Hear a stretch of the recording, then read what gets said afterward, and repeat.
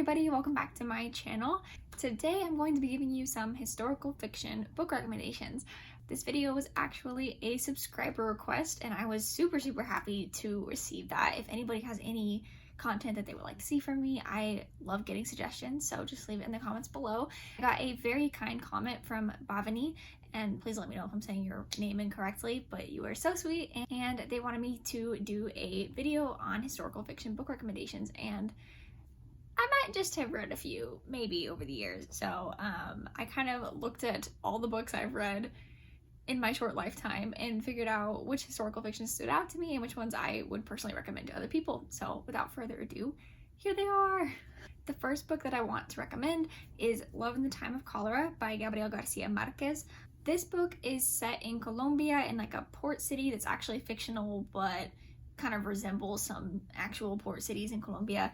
The time period is like the 1880s to the 1930-ish. The reason it is such a wide range is because this is a love story spanning a lifetime. And characters in this book are Florentino and Fermina, and they fall in love in their youth, but Fermina's father disapproves of Florentino as like a suitor for her, and so they are torn apart, and it basically follows both of them individually across their lives and how they continue from that.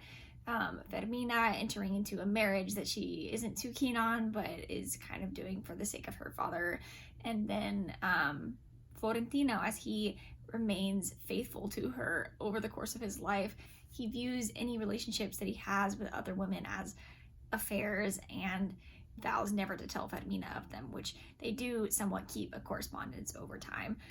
So this is less, history heavy as it is, it's set in an interesting historical time period, but a love story, and a really beautiful one, and very thought-provoking. So I definitely highly recommend this book. It's been a while since I read it, so it might be due for a reread. I say as someone who still has yet to reread like a single book for fun, so we'll see about that. The next recommendation I have is Their Eyes Were Watching God by Zora Neale Hurston. I'm pretty sure most people know about this book at least, or maybe had to read it for school, but it is set in the early 1900s in the first Black community of Eatonville in the United States. I would say that the time period is much more relevant in this book than it is in the Garcia Marquez book, because we really see kind of like the inception of this community of Eatonville in this book, and how the Black community comes together to create it. It's about independence and self-discovery and reckoning and disregarding with the opinions of others over time. Honestly, this book is worth the hype. The reason you've heard about it so much is probably because it's a lovely novel, and I highly recommend it to everyone. I, of course, have to include at least one Toni Morrison book on this list, and I'm actually going to recommend you two in this video, even though I could recommend you any of the Toni Morrison novels that I've read, besides the few that are actually set in contemporary times. But narrowing it down to two that I wanted to talk about in this video was very difficult. First, I want to mention a novel that I don't think gets as much conversation from Toni Morrison, and that is A Mercy. But it is equally as good as all of her other novels. It lingers with you a little bit less than some of them, I would say. It doesn't quite shatter you as much as some of her other books. However, the time period in this book is really interesting. It's set in the early 1600s, in the colonial period of the United States. It follows a white man named Jacob Vark, who is a trader, and also the main character, I guess you could say, is a young girl named Florence. But it is definitely multiple perspectives. There's also the perspective of another girl at the house that Florence ends up at with Jacob. Her name is Lena, and they're all independent, but we delve into their backstories, their traumas, and their dreams, and all those things. It takes place before the institution of chattel slavery, so even though they didn't have formal slavery in the United States, there was informal versions of it, and that's something that I don't think is represented a lot in fiction, so it was a very unique and important portrayal, I think.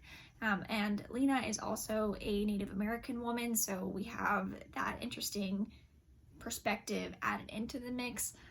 So we have Florence, a young Black girl, and Lena, an older Native American woman, who are both minorities that get placed in subservient positions, and how they deal with that over the course of this book. And I just highly recommend it. I think that it is such an interesting time period to explore and hasn't been done as much in fiction.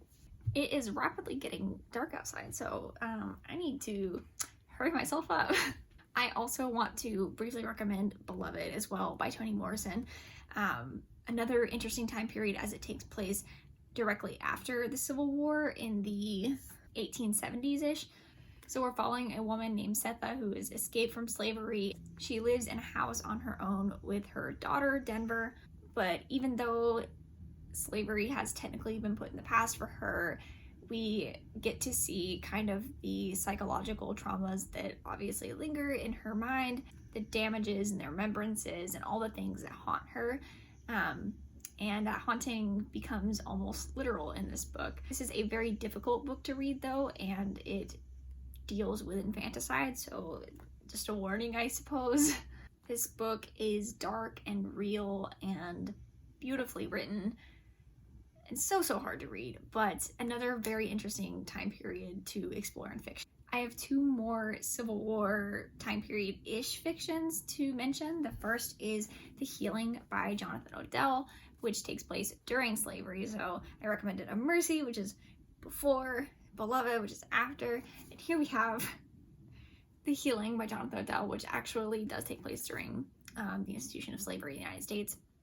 This book mainly follows a young girl named Granada who is a slave on a plantation that is kind of treated differently by the master's wife because the master's wife has lost her own daughter and is grieving, and so she kind of ends up taking Granada in as her own, but it results in confusing and conflicting social ties for Granada within the plantation community. Then the master of the plantation purchases a new slave. Her name is Polly Shine, and she has this kind of mystical touch and is a healer in a sense. And she senses a spark in Granada, and who knows what happens after that. But this was a beautiful book, also one that I haven't read in a while, but I thoroughly enjoyed it and I would highly recommend it. The last Civil War fiction book that I wanted to mention is Cold Mountain by Charles Fraser. This is a highly beloved movie now as well, but it's a dense book, to be sure. It takes a while to read just because if you're not one for nature description, then you might not like this one as much. But it basically follows this man named Inman who is enlisted in the Civil War and is torn apart from his love named Ava, and it is dual perspective, so we follow Inman as he, I believe, gets injured and starts to defect from the war and his journey to try and get home to Ava. And his perspective deals a lot with isolation, loneliness, and man's connection to nature. I would say are themes heavily explored there. And Ava is just trying to learn how to take care of her family farm and becoming independent in that way. It is a beautiful book. It's also heartbreaking. It hurts, but it's very good.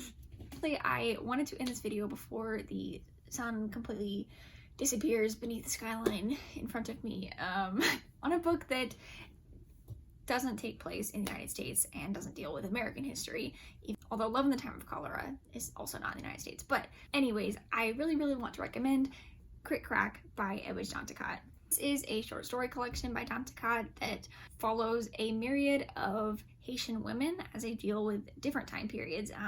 These stories range in dates from between the 1960s to the 1990s, so they're not super historical, but historical to our present day.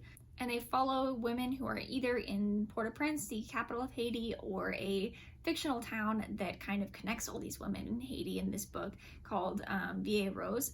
And stories pull in so many different elements of the political climate of that range of dates in Haiti that I personally knew nothing about before reading this book. And after reading this book, I researched it and read much more about it, and now I'm shocked that I wasn't previously aware of all this stuff that was going on. Stories basically explore how those times were experienced by women and just a few examples of how that could have gone down. Edwidge Danticat's writing is striking, beautiful, amazing, And I think the way that she writes carries the full weight of the experiences of these women, represents a time period and a set of experiences that isn't as highly represented in fiction as it should be. Anyways, if you can still see me at the end of this video, it is dusk. It is time for the world to go to sleep now. So yeah, you can fall asleep after watching this video. You're welcome. But thank you if you're still here, and thanks for watching. Thank you, Bhavani, for suggesting this video. It was very, very fun to make. I hope you enjoyed hearing about these books and maybe one of them sparked your interest. I would love for that to happen. I would love for more people to read these books. And if you have any historical fiction recommendations for me, I would love to hear them. And thanks for watching, and I'll see you all next time. Bye.